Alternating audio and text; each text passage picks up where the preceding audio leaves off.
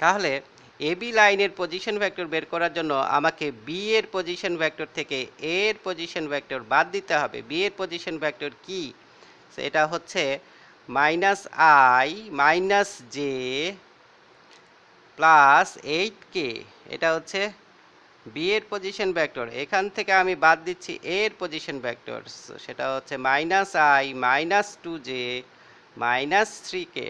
তাহলে আমার থাকছে কি -2i - 3j প্লাস 5k। এটা হচ্ছে আমার এবি লাইনের পজিশন ভেক্টর। তাহলে এবি লাইনের ডিস্টেন্স তো আমার দরকার। আমি একটা ট্রায়াঙ্গেলকে তখনই ইকুইলেটারাল ট্রায়াঙ্গেল বলতে পারবো যখন ওই ট্রায়াঙ্গেলের তিনটা সাইডের লেন্থ বা দুইটা পয়েন্টের ভিতরে যে ডিস্টেন্স, সেই ডিস্টেন্সটা যখন কি হবে, ইকুয়াল হবে। তাহলে এই এ বি সি যদি একটা ট্রায়াঙ্গেল হয়, তিনটা লেন্থ আমাকে ইকুয়াল দেখাতে হবে। তাহলে এটা হচ্ছে এ বি লাইনের পজিশন ভেক্টর। তাহলে এ বির ম্যাগনিটিউড যেটা আসবে সেটাই এ বি এর লেন্থ হবে এখানটায়। তাহলে এ বি এর ম্যাগনিটিউড কি? এ বি এর ম্যাগনিটিউড, তাহলে এটা হচ্ছে এ বি লাইনের পজিশন ভেক্টর। তাহলে magnitude of A B, that is length of A B, length of A B, A B এর লেন্থ। তাহলে ম্যাগনিটিউড অফ এ বি মানে লেন্থ অফ এ বি। এটা আমরা ম্যাগনিটিউডটা বের করছি। কিভাবে বের করব? জাস্ট আই জে কে এর যে কোএফিসিয়েন্টগুলো আছে সেগুলোর উপর স্কোয়ারের সাম, সেগুলোর উপর স্কোয়ারের সাম, তার উপরে স্কোয়ার রুট। তাহলে এটা 4 + 9, এটা 5, তাহলে 4 + 9 + 25, তাহলে স্কোয়ার রুট অফ 38। তাহলে এ বি এর ম্যাগনিটিউড হচ্ছে স্কোয়ার রুট অফ 38। তো একইভাবে তোমরা এখানটায় বিসি, সেটার ম্যাগনিটিউড বের করো। আগে বিসি এর পজিশন ভেক্টর এভাবে বের করবা, তারপরে তার ম্যাগনিটিউড বের করবা। সিএ বা এসি যেটাই হোক না কেন, তার পজিশন ভেক্টর বের করে ম্যাগনিটিউড বের করো এবং দেখো যে তিনটারই ম্যাগনিটিউড বা লেন্থ √38 আসে কিনা। যদি √38 আসে তাহলে এটা একটা ইকুইলেটারাল ট্রায়াঙ্গেল। এটাও করতে হবে।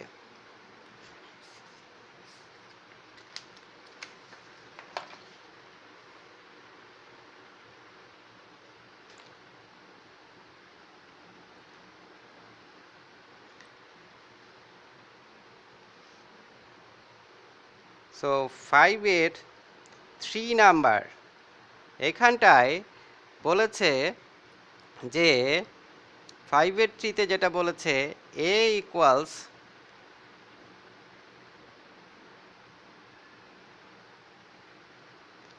তিনটা ভেক্টর আছে, এগুলোকে স্মল লেটার দিয়ে তারা ডিনোট করেছে।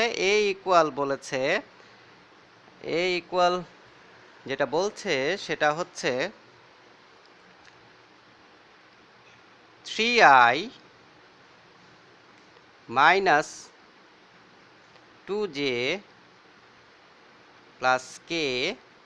বি ইকুয়াল যেটা বলছে সেটা হচ্ছে i - 3j plus 5k। And C equal যেটা বলছে সেটা হচ্ছে 2i plus j minus 4k।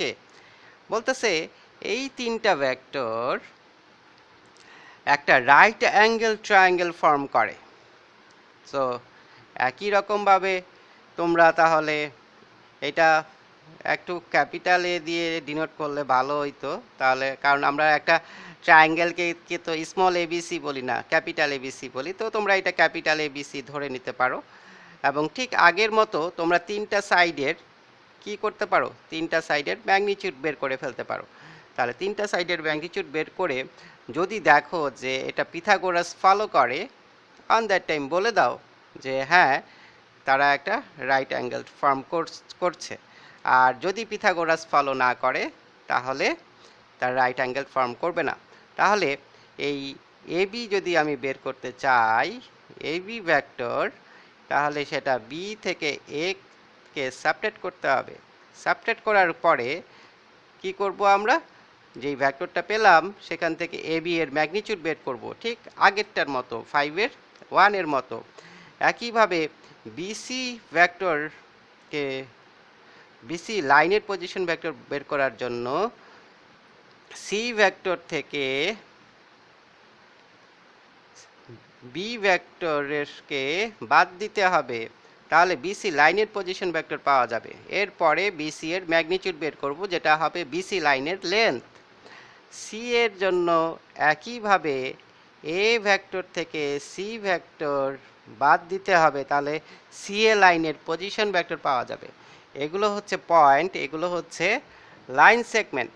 তো সেক্ষেত্রে তোমরা যখন এই পজিশন ভেক্টরগুলো বের করবা অন দ্যাট টাইম, এই লাইনের পজিশন ভেক্টরগুলোর যে ম্যাগনিটিউড পাবা সেগুলোই হবে সেই লাইনগুলোর লেন্থ। এবং এই তিনটা লেন্থ তোমরা একটু মানে কি নিজেরাই একটু দেখবা যে ওরা পিথাগোরাস ফলো করে কিনা। যদি যে কোনো দুইটার স্কোয়ারের সাম থার্ড ওয়ানের স্কোয়ারের ইকুয়াল হয়, on that time you can say that they forms a right angled triangle. So এটা একটু করো, এটাও ক্লাস ওয়ার্ক, সো করতে থাকো। তারপরে আমাদের নাম্বার 6-এ চলে গেলাম। নাম্বার 6 যা বলতেছে সেটা হচ্ছে পি হচ্ছে একটা ভেক্টর, যেটাকে আমরা এইভাবে ডিনোট করছি 3i প্লাস 2j। দেখো এখন আমিও ক্যাপ দিচ্ছি না, কিন্তু ক্যাপটা দেওয়াটা ভালো, -2k। আর কিউ একটা ভেক্টর, সেই কিউ ভেক্টরটা হচ্ছে -i প্লাস জে -4k। এই দুইটা ভেক্টর আছে আমাদের। বলতেছে find unit vector parallel to P and Q. তাহলে বের করতে বলতেছে আমাদের ইউনিট ভেক্টর প্যারালাল টু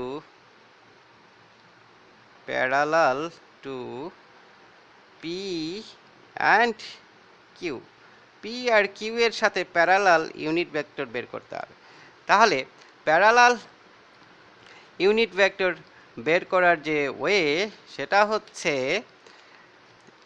যে যখনই বলবে যে প্যারালাল ইউনিট ভেক্টর, তখন আমরা কি করব, দুইটা ভেক্টরের সাম নিয়ে নিব। দুইটা ভেক্টরের সাম নিয়ে তারপরে আমরা অ্যাপ্রোচ করব। তো এখানটায় পি অ্যান্ড কিউ দুইটা ভেক্টর দেওয়া আছে, তাহলে পি অ্যান্ড কিউ এর যে রেজাল্টেন্ট ভেক্টর সেটাই হচ্ছে তাদের সাম। তাহলে পি অ্যান্ড কিউ এর সাম নিব বলতে আমি বুঝাতে চাচ্ছি যে এই P vector and Q vector এই দুইটার রেজাল্টেন্ট নিব। রেজাল্টেন্ট অ্যান্ড সাম সেম জিনিস, এটা তোমরা ক্লাস 9-10 থেকেই জানো, ঠিক আছে। তারপরে আমরা সেটার ইউনিট ভেক্টর বের করে নেব, এবং খুবই সহজ। তাহলে resultant vector of P and Q is P plus Q।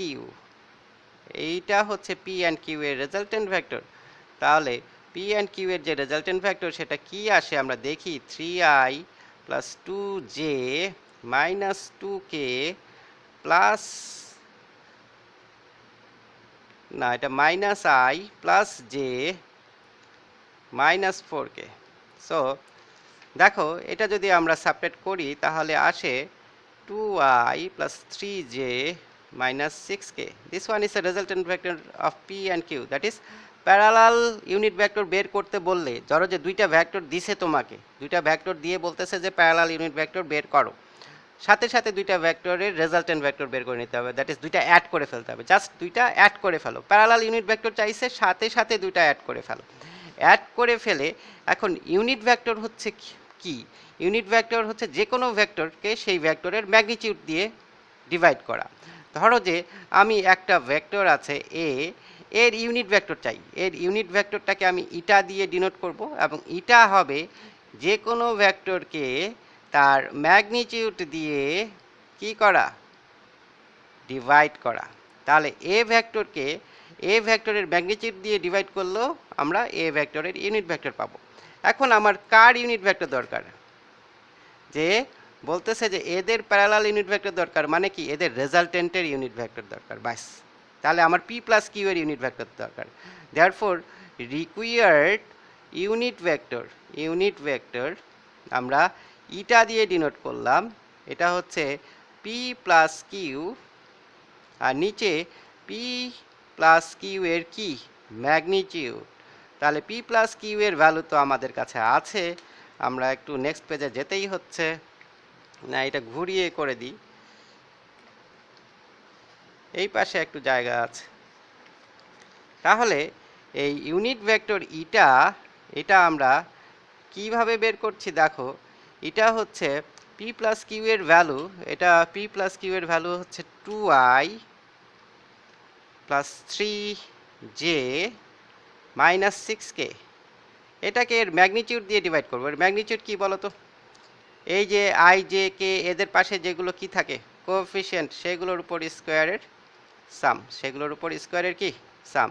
তাহলে এটা হচ্ছে 2i plus 3j minus 6k, এখানে হচ্ছে 4 প্লাস 9 13 আর 36, 13 and 36 49 দ্যাট ইজ 7। তাহলে এইটাকে এইভাবে লিখতে পারো 2/7i plus 3/7j minus 6/7k। এটাই হচ্ছে আমার প্যারালাল ইউনিট ভেক্টর। ক্যাপগুলো দেওয়া খুবই ভালো। তাহলে প্যারালাল ইউনিট ভেক্টর আমরা এভাবে বের করে ফেলতে পারি। প্যারালাল ইউনিট ভেক্টর বের করতে গেলে মাথায় রাখতে হবে যে সাম নিতে হবে, সাম কি নিতে হবে, সাম নিতে হবে, সাম নিয়ে তারপরে কাজ করতে হবে, মাথায় থাকে যাতে। এরপরে আমরা যেটা করতে চাই সেটা হচ্ছে একইভাবে তোমরা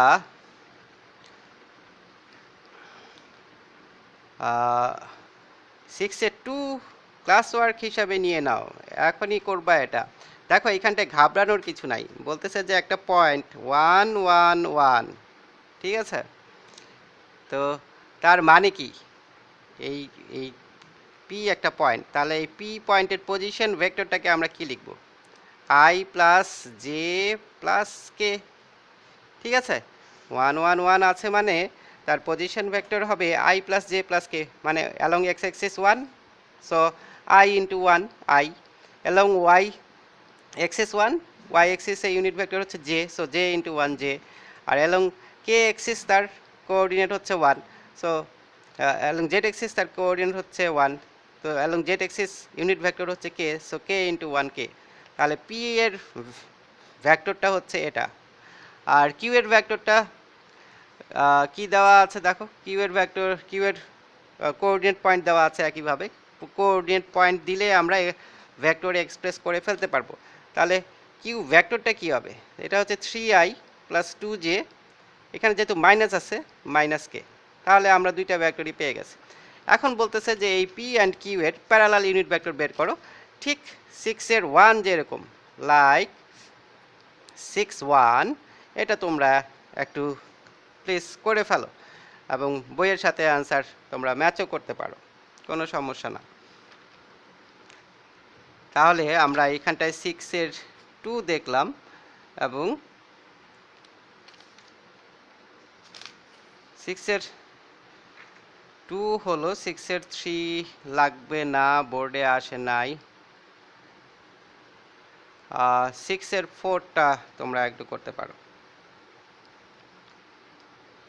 তাহলে 6-এর 4টা কিভাবে করবা সেটা আমি একটু বলে দিই তোমাদের।